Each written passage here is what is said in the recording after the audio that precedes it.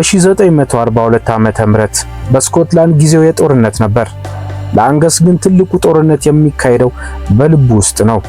እናቱ አን እና እህቱ ክሪስቲ አባታቸው መርከቡ ሰጥሞ እንደማይመለስ ቢረዱም አንገስ ግን በየቀኑ በዚያ ቦታ ይጠብቃል።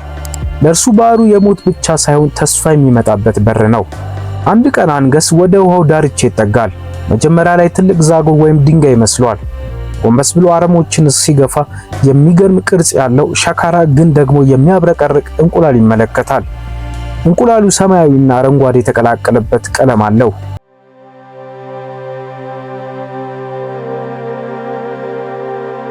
አንገስ በእጁ ሲነካው ድንጋይ ውስጥ የሆነ ሕይወት ያለው ነገር የሚንቀሳቀስ ይመስላል። ተፈጥሮ አንዳንድ ጊዜ ምስጢሯን የምትገልጠው በጣም ብቸኛ ለሆኑት ነው። አንገስ ያገኘው ተራ ድንጋይ አልነበረም። የዓለምን የባዮሎጂ ሕግጋት የሚቀየር የታሪክን አቅጣጫ የሚያጣምም ሕያው ተአምር እንጂ። ወደ ውስጥ ሲገባ እናትና እህቱ እንዳያዩት በጭንቀት ተመለከተ። በደረጃው ስራ አልፎ ወደ አባቱ አሮጌ የሥራ ክፍል ወይም ወርክሾፕ ገባ። ክፍሉ በአቧራ ተሸፍኗል። የአባቱ መሳሪያዎች ባሉበት ይገኛሉ። አንገስ እንቁላሉን በአባቱ ጠረጴዛ ላይ ያስቀምጠዋል። ልቡ በፍጥነት ይመታል። ይህ የእርሱ ብቻ የሆነ የመጀመሪያው ምስጢር ነው። አሁን አንገስ የሚጠብቀው ከአድማስ ማዶ የሚመጣ መርከብን ብቻ አይደለም። በዚህ አሮጌ ክፍል ውስጥ በአባቱ ትዝታዎች መካከል አዲስ ሕይወት እየተቀሰቀሰ ነው። በቀጣይ ቀን አንገስ እንቁላል ወዳለበት ክፍል ያመራል። በድንገት ከጓዳው በኩል የሚመጣ እንግዳ የሆነ ኩርኩር የሚል ድምጽ ይሰማል። አንገስ በድንጋጤ አይኑን ይከፍታል። ልቡ እንደ ከበሮ ትመታለች። መብራት ሳይበራ በእግሩ ጫፍ እየተራመደ ወደ እንቁላል ወዳስቀመጠበት ክፍል አመራ። ክፍል ውስጥ ያለው ብርሃን ደብዛዛ ነው። አንገስ ትንፋሹን ዋጠ። ከቅርፊቱ ውስጥ ቀስ ብሎ አንድ እርጥብና የሚንቀጠቀጥ ራስ ብቅ ብሎ ወጥቷል። አይኖቹ እንደ ውሻ የዋህ ናቸው። አንገቱ እንደ ዳይኖሰር ረጅም ነው። ቆዳው ደግሞ እንደ ባህር አንበሳ የሚያዳልጥና የሚያብለጨልጭ ነው። ትንሹ ፍጡር በአዲሱ ዓለም ተገርሟል። ኩርኩር የሚል ድምጽ እያሰማ ወደ ኋላ ያፈገፍጋል። አንገስ መጀመሪያ ደነገጠ፣ ግን የፍጥሩ ፍርሃት ታየው።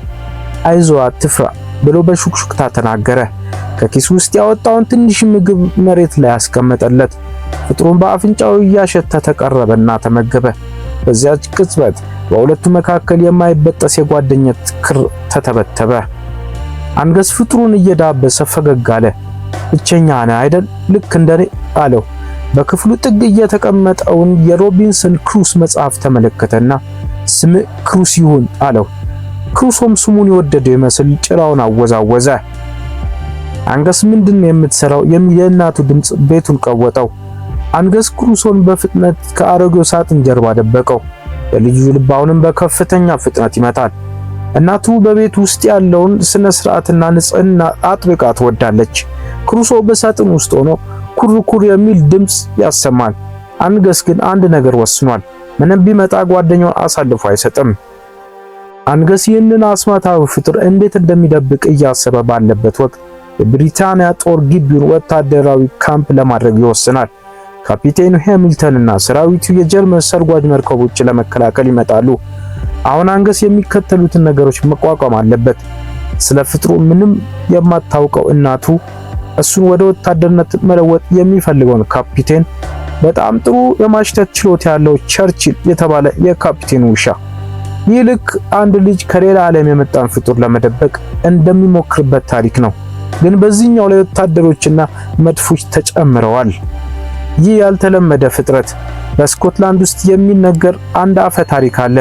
ይህም ፍጥረት የውሃ ፈረስ ይባላል።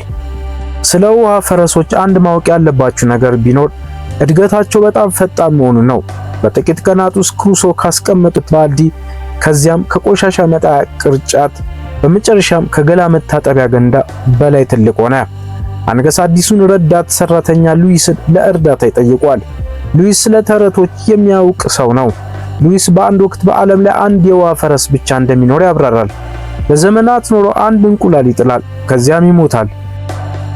ስለዚህ በዚህ ምክንያት ክሩሶን ወደ ባህሩ መውሰድ እንዳለባቸው ግልጽ ሆነ። ወታደራዊ መኮንኖች በተገኙበት የእራት ግብዣ ላይ ነገሮች ከቁጥጥር ውጭ ሆኑ። ውሻው ቸርችል በመጨረሻ ክሩሶን አገኘው። በኩሽናና በምግብ አዳራሽ ውስጥ ትልቅ ግርግር ተፈጠረ። ሳህኖች ተሰባበሩ፣ ምግቦች ፈሰሱ። ወታደሮቹም በግዙፉ አይጥ የተጠቁ መሰላቸው። አንገስና ሉዊስ ክሩሶን በወቅቱ ማዳን ቢችሉም ሚስጥሩ ሊወጣ በጣም ተቃርቧል። በዚያው ምሽት ከባድ ውሳኔ ወሰኑ። ክሩሶን በመኪና ጭነው ወደ ሎክ ነስ ጥልቅ ውሃ ውስጥ ለቀቁት።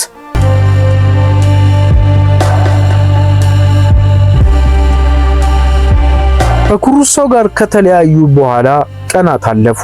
አንገስ ግን በጣም አዝኗል። ጓደኛውን ናፍቆታል።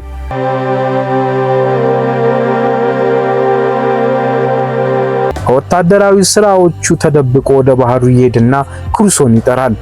ድንገት የውሃው ገጽታ ተሰነጠቀ። ክሩሶ አሁን ያ ትንሽ ጫጩት አይደለም፣ ግዙፍና ግርማ ሞገስ ያለው የባህር አውሬ ሆኗል።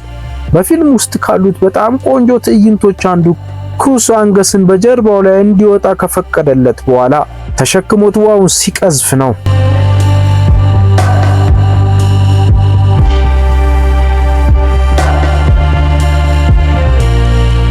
ከዚህ በፊት ውሃ ይፈራ የነበረው አንገስ አሁን በከፍተኛ ፍጥነት በባህሩ ጥልቀት ውስጥ ይጓዛል። አባቱ ከሄደ በኋላ አንገስ ለመጀመሪያ ጊዜ የህይወት ደስታ ተሰማው። ፍጥሩ ጠባቂ ሆነ። አንገስም ለፍጥሩ ድምጽ ሆነለት። ወታደሮች አሁንም የጀርመን ሰርጓጅ መርከብ እየፈለጉ ነው። በልምምድ ወቅት ወደ ባህሩ መድፍ መተኮስ ጀመሩ። ለነሱ ልምምድ ነው፣ ለክሩሶ ግን የጦርነት አዋጅ ነው። የመድፉ ፍንዳታ ፍጥሩን አስደነገጠው። ክሩሶ ተቆጥቶ ጀልባዎችን ማጥቃት ጀመረ። ወታደሮቹ የናዚ ሰርጓጅ መርከብ ወይም አደገኛ ጭራቅ ያገኙ መሰላቸው። አንገስ እውነቱን ሊነግራቸው ቢሞክርም ማንም አልሰማውም። ውጥረቱ ከፍተኛ ደረጃ ላይ ደረሰ። የአንገስ እናት አን ልጇ ሲናገር የነበረውን ነገር እውነት መሆኑን አየች።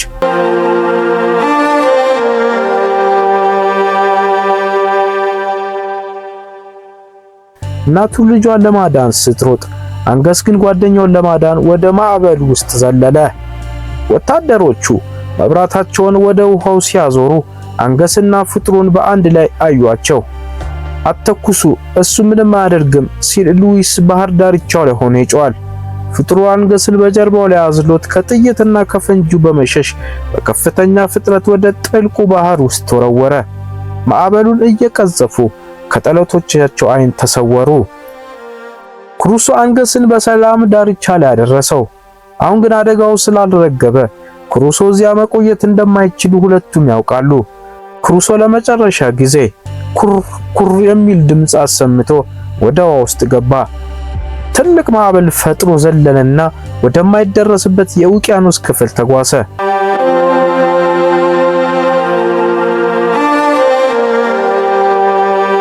አንገስ ቆሞ ሲመለከት የክሩሶ ጥላ ቀስ በቀስ እየራቀ ሄዶ ከጨረቃ ብርሃን ጋር ተቀላቀለ።